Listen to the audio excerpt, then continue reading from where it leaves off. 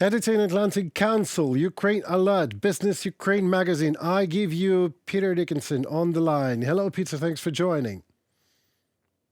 Hi, pleasure to join you. Right. So I'm craving for some answers, like that Ukrainian natural resources mayhem. Well, to be honest with you, I seen one comment just today that I liked a lot. In a section below Trump's interview to Fox News, I guess, I believe so. Let me quote it for you. It's funny how they have to pretend this wasn't always the plan. But my question is, in what way it is bad to give resource to save blood, rather than vice versa, as some suggest? Well, I can understand how some people are a little bit cautious about the optics of paying the Americans for military aid in the form of Ukraine's natural resources and Ukraine's national wealth, as it were. But I don't see. I think it's perfectly reasonable for Absolutely. America to expect something in exchange. Yes. And more importantly, I think that this is a very, very interesting way of getting America invested in Ukraine for the long term.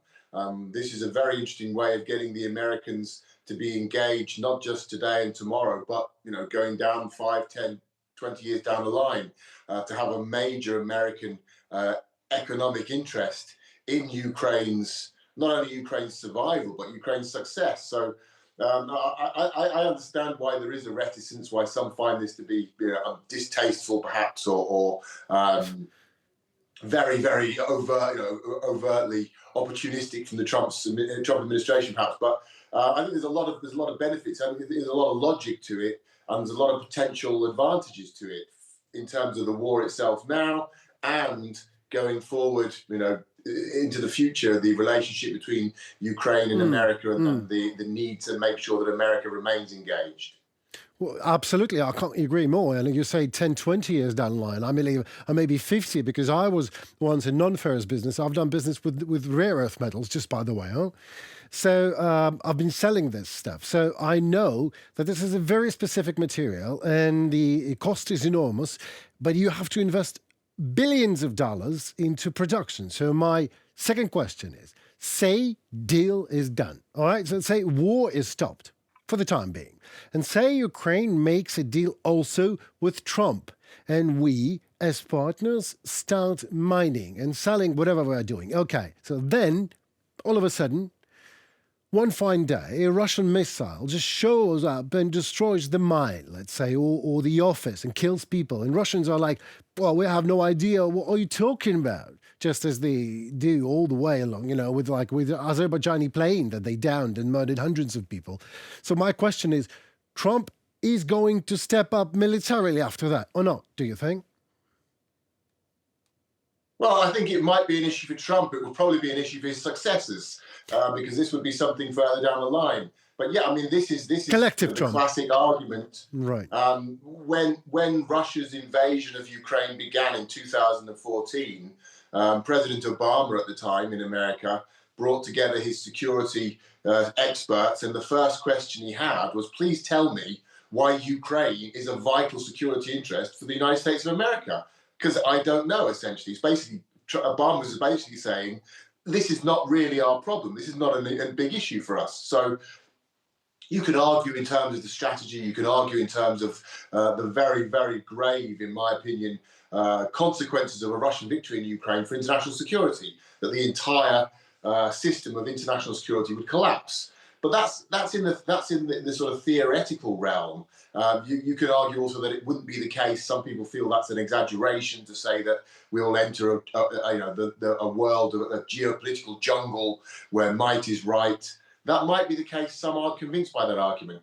But I think if you bring in a very pure economic argument, absolutely, say, look, we've got $500 billion of American assets there in that country. We can't let Russia take them. That's a very, very strong argument. And I think that whether it's Trump in the White House or his successor, whoever it may be, they're going to be very hard pushed to say, you know what, let's let the Russians just take it. I think that's not going to happen. And so, I think that that's a part of this deal that we're not seeing enough now. The idea that if America becomes the key partner for the exploitation of Ukraine's huge natural wealth, that will anchor Ukraine into the Western world, and it will very much cement this long-term partnership between Ukraine and America. So I would look beyond the immediate optics of paying Trump off Absolutely. for weapons, and look at what that would mean long-term going forward. Because this is not a matter of just coming in, digging something up, and getting out, as you point out. This is a long-term thing.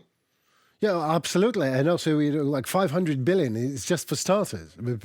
Pardon my French. It's way more. I mean, trillions and trillions of dollars, even with the part of natural resources of Ukraine is occupied by Russia. Even that amount is absolutely huge. So, thank you for that answer. Now, I wonder, why it's that warm tonight is our studio. Oh, sure. Oil refineries are burning in Russia. So some say it's just a pinprick. It does not matter at all. Not so sure about that. I think a drone a day keeps putting away, and it is working. I think that it is working. Experts are down in general. The tactics not only is an eye candy, but it's actually is very pragmatic militarily to set ablaze these oil depots. Am I right? Well, I think it's difficult to be very specific in terms of assessing the damage, because the Russians are very guarded about the information that they release to the public. Frankly speaking, they lie a lot as well. They conceal the economic data. They hide the realities. So it's very hard to pinpoint and say, okay, exactly we see X percentage drop in output or X percentage drop in GDP as a result of these attacks. However, we can see some very specific incidents where Western or international bodies have said, okay, that's stopped there. Production has ground to a halt here. Exports from this port or that port have stopped. So we can be specific in terms of saying that there are clearly some significant damage. There is clearly some significant damage being done to Russia's energy industry, and especially its energy export industry. Now, that's going to have an impact, if not today or tomorrow, then further down the line. The energy industry is the lifeline, is the lifeblood of the Russian war machine. It is literally the fuel, the engine of the Russian war machine. Right. Without it, it's questionable how long Russia can continue waging its war. Now, sanctions have tried to target the energy industry as well, but they've been ineffective, or partially effective, let's say. They work very slowly. We're talking about years. We're talking about maybe looking ahead to 2026 onwards. That's too long. We don't want. Ukraine can't wait that long. By attacking the refineries, and also I would point out not just the refineries. We're also seeing attacks on key nodes in the system here. Exactly. Key transit points, logistical points in the system, disrupting ports of departure. So Ukraine clearly has a plan to dismantle systematically, very methodically, Russia's energy infrastructure, its energy export infrastructure, to rob Putin of this cash cow, of this source of income, and they're going about it in a quite impressive way, I would say. We're getting every day now. You wake up in the morning, you go onto social media. The first thing you see is a refinery or a port, right, or something similar, ablaze in Russia. It's clear. I think it's clear that Ukraine has a plan to do this, a very methodical plan. They're putting it into action. They're doing it very professionally. They clearly have the weapons to do it. They've clearly developed the sophisticated long-range capabilities of their own without relying on the West, also crucial. And I think, although we don't know, I think they've also been given a tacit nod from a lot of their Western partners, perhaps also the Trump administration, to say, you know what, that's okay, because we know the Biden administration was very, very frustrated by attacks on refineries. They publicly said, we don't like that. We do not approve of this. We're not seeing that sort of criticism in the public sphere from what Ukraine's doing now. So I think it's reasonable to assume that Ukraine has the plan, it has the capabilities, and it also has the green light from partners to do that. So the question really is now how far they can go ahead with these attacks, how successful that policy will be. And the other factor I think is worth noting is that Russia is really struggling to defend its infrastructure here. I think Russia here is suffering from what is usually seen as its biggest advantage, the fact that it's so Right. large. Russia's just too big. It's too big to defend itself. Right. So, well, you were asking just a seconds ago. So, how far can Ukraine go? How far or how low can we go? How far can we go?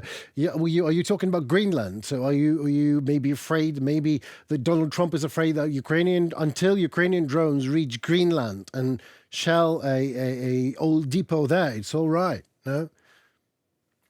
Well, I mean, Greenland. I think Siberia would be the target. Yeah. But Exactly. Yeah. Was my I think more. right. Siberia, Greenland. Yeah, I mean, I think more in terms of how comprehensive the destruction can be, because the main criticism of these attacks, I think, from a military point of view, is that the drones that they're using, Ukraine is using, are the explosive capacity, the explosive loads they can carry are not very big. So while it looks very dramatic, they can't always inflict huge damage. So the question is how quickly Russia can repair these facilities. Now, what we're seeing now in these attacks, I think, is, again, another important point, is that we're seeing the same facilities hit again and again and again. So that's perhaps one way that Ukraine can respond to the absence of very, very large-scale weapons they can use. Perhaps they'll develop larger-scale weapons going forward in the coming months. There is talk of Ukrainian cruise missiles, Ukrainian ballistic missiles. At the moment, it's mostly drones. But by hitting these plants again and again, and also presumably by hitting key nodes within these plants, they can potentially really break up Russia's ability to operate this massive energy export industry, which is so important to the country. Amen to that. Before asking my last question for tonight, I want to do a small remark. Just recently, I've noticed somewhere in my news feed, I see a picture of French Mirage 2000, was it 2005th generation, and there was a header telling that Russian oligarchs are keen to pay $1 million to a fast Russian pilot that's going to bring down French Mirage. So I think in this picture and in these news actually is Russia at its best worst. Oligarchs are paying dollars to Russian pilot to down French jet in Ukraine. And that's dollars. I mean, not even rubles. And that I'm not ashamed at all to say that they have stolen billions and trillions of dollars in Russia, from Russian people. And that is okay for Russian people, that oligarchs are actually making such a dirty proposition to a pilot. But, I mean, this is more like emotional. Oh, thank you for giving me the vents for this. But my next question, Munich and Rammstein. Do you have any expectations? I will be in Munich, probably seeing President, probably talking to Keith Kalloch. Well, maybe, if I'm lucky. But I will be certainly speaking to people from high profilers from Europe. But what do you expect, Mr. Dickinson, from Munich and from Rammstein? Do you expect anything? Well, I think, I mean, I wouldn't. I think one thing we can say for sure is that Ukraine will be at the top of the agenda at Munich. So that's already a positive, because the great fear has been and remains that Ukraine will simply slip off the agenda. It will no longer be a major issue, and people will forget about the war. So I think it's clear that Ukraine will be the number one issue on the agenda throughout the Munich conference. That's a very big plus for Ukraine. It's a very big plus for the West, but specifically for Ukraine. So that's welcome. I don't think we'll see any major breakthroughs. There was speculation that we'd see Trump's peace plan laid out. Now the talk is actually that won't happen. I think now there's a recognition that Trump actually doesn't have a peace plan in its truest sense at this stage. I mean, he has various ideas, but he's still very much feeling his way through this. He doesn't have a specific plan. His messaging keeps changing. So I think what we're going to see at Munich is going to be a lot of discussion between key players, so between J.D. Vance, other senior members of the Trump administration will be there. They'll be talking to their European colleagues. They'll be talking to their Ukrainian colleagues, to President Zelensky. So there's going to be a lot of engagement, and I imagine we'll hear a lot of very encouraging sound bites coming out as they all say how they're committed to Ukraine, how they want to stand with Ukraine, and the Trump administration probably will also look to be underlining this idea about the exchange, the resources exchange, because that's so important to their Absolutely. base to be able to say, we're not suckers, we're not just giving money away, we're doing a deal with the Ukrainians. It's not just about some very broad defensive democracy or opposition to fascism or Russian fascism. We're actually here also doing a deal and making money and looking after America's interests. So we're going to hear a lot of this sort of talk. We're not going to see any major breakthroughs. I think the Rammstein meeting will be interesting because it's going to be chaired by the British for the first time, not by the Americans. The Americans have always been in the chair there. They've always led. Now it's going to be the British, so that's going to be interesting. Again, I think we're going to see more commitments, more shows of support from Ukraine's European partners at Lovely. Rammstein, certainly, but nothing out of the ordinary. I mean, I think the big announcements that we're all waiting for in terms of a vision for a future peace deal are going to have to wait. That's going to come later in the spring. I think realistically, perhaps April, perhaps May. That's been my expectation. That remains my prediction. But this is going to be an interesting opportunity for these different guys to come together now, to sit down, to talk, and to sort of feel each other out a little bit, what's possible and what the realities are in terms of what can be achieved in this peace process. Absolutely. I have my feelings aligned with yours because I also feel that it's better the decision that is think over in all the parts are taking part in the discussing. And like Ukraine, America, Europe, and then Russia. That sounds more realistic than having a plan that is actually no plan. Okay, well, thank you so very much for your time and for your expertise, Peter. It was again a very exquisite pleasure. So thank you. I hope we do it again and again. Thank you. Thank you. Goodbye.